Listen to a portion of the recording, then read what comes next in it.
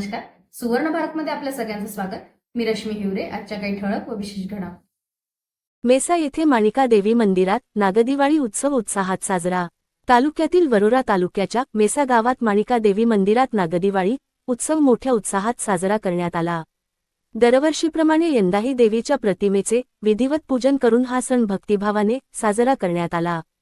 या उत्सवामागचा उद्देश समाज एकत्र आणणे, युवा पिढीला योग्य दिशा देणे आणि समाजाच्या न्यायहक्कासाठी जनजागृती करणे हा आहे. नागदिवाळीच्या माध्यमातून समाज संघटित राहावा असा संदेश देण्यात आला.